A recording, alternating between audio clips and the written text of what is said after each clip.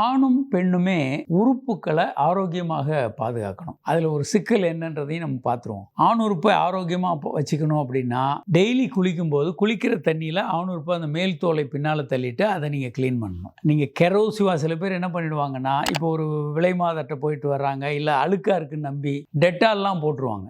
குறிப்பாக செக்ஸில் ஈடுபட்டுட்டு பயந்து போய் டெட்டால்லாம் ஊற்றிடுவாங்க. அந்த மாதிரி கெரோசிவ் மெட்டீரியல் ஊற்றினீங்கன்னா வீங்கி போய் சீலெல்லாம் வர ஆரம்பிச்சிடும். ஏன்னா சோப்பு கூட அந்த ஆணுறுப்புல நுனி பகுதியில் போடக்கூடாது. ஏன்னா சோப்பெல்லாம் தோலுக்கானது. நுனி பகுதியில் சோப்பே பட்டாலே கரோசிவ் மெட்டீரியல். தொடர்ந்து சோப் போட்டிங்கன்னா அங்கே பல்வேறு பிரச்சனைகள் வரும். டெட்டால் அந்த மாதிரியான விஷயங்களை, கரோசிவா, சாவ்லான் போன்ற விஷயங்களை போட்டிங்கன்னா இன்னும் கடுமையான அலர்ச்சி வரும். சரி, இதை எதையுமே நான் கவனிக்கல அப்படின்னா என்ன வரும்? அங்கே ஸ்மெக்மா ரொம்ப சேர்ந்துரும், அழுக்கு ரொம்ப சேர்ந்துரும், கிருமிகள், பாக்டீரியா, வைரல் எல்லாம் உள்ளே போயிடும். அப்போ என்ன ஆகிடும்னா உள்ளேருந்து சீலெல்லாம் வர்ற மாதிரி நாங்கள் பார்த்துருக்கோம். உள்ள அதை அவங்களால தோலை பின்னால் தள்ளி க்ளீன் பண்ண மாட்டாங்க, இல்லை க்ளீன் பண்ண முடியாத அளவுக்கு டைட்டாக இருக்கும். அப்போ உள்ளே இறந்து போன செல்கள், பாக்டீரியா, வைரஸ் இதெல்லாம் சேர்ந்து ஈரப்பசையும் சேர்ந்து அவங்களுக்கு ஒரு விதமான துர்நாற்றம், சீலெல்லாம் வரும். நீங்கள் நல்லா ஜிம் போயிட்டு உடனே ஒரு 1/2 hour 1 hourல குளிக்கலைன்னு வச்சுக்கோங்க, ஒரு துர்நாற்றம் வர்றதை பார்க்க முடியும். ஏன் அப்படின்னா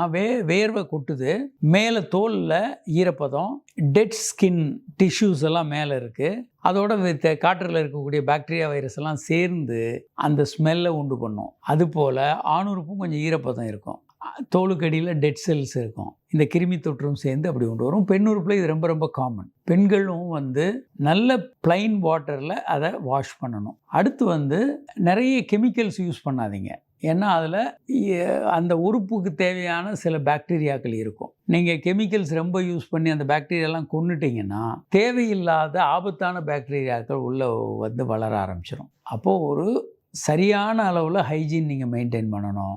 எக்ஸ்ட்ராவாக நிறைய கெமிக்கல்ஸ் பயன்படுத்துகிறதையோ இல்லை அதை கவனிக்காமலேயே ரொம்ப அழுக்காக, ரொம்ப டர்ட்டியாக நீங்கள் மெயின்டைன் பண்ணுறதும் ஆபத்தானது தான். பல்வேறு நோய்களுக்கு அது காரணமாக கூடும். வணக்கம்.